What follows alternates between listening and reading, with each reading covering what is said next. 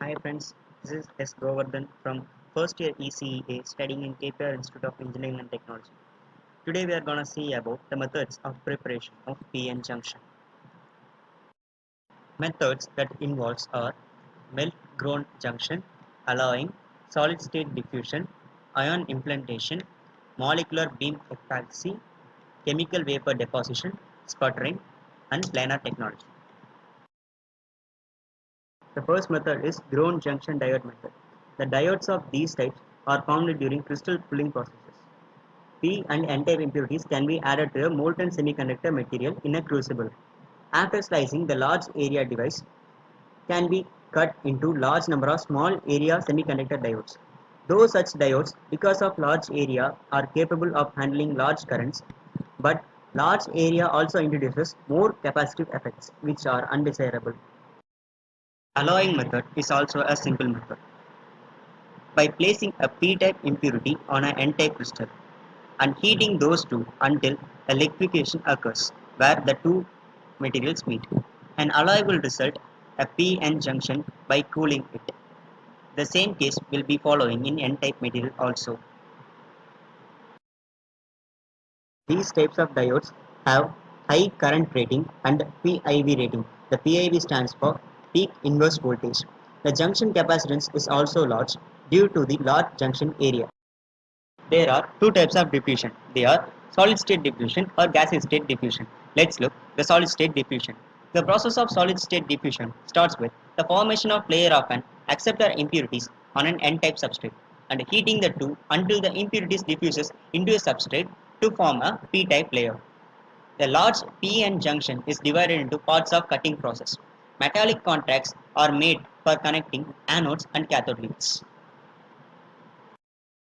This diagram shows the process of solid state diffusion.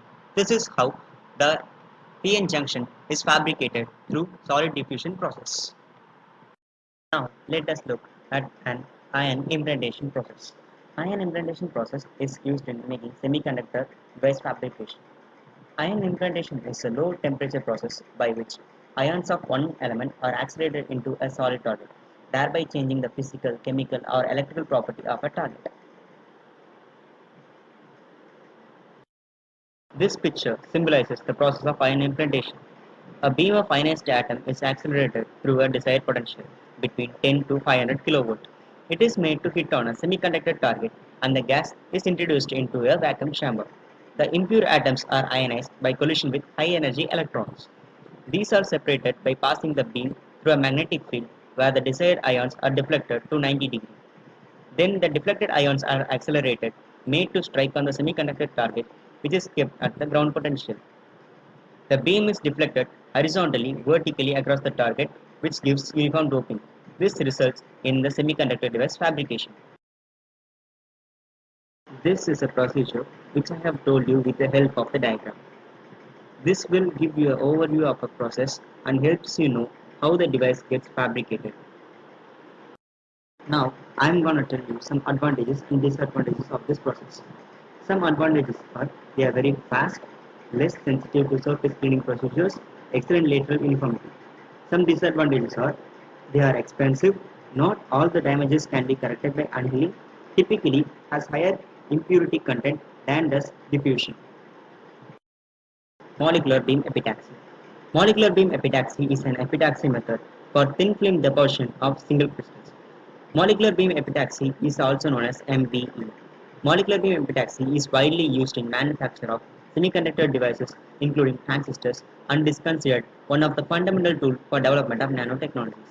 MBE is also used to fabricate diodes, MOSFETs and microwave frequency and manufacture the lasers used to read optical discs. Let us look how it's working. It is an evaporated method to obtain a thin layer of p-type or n-type material.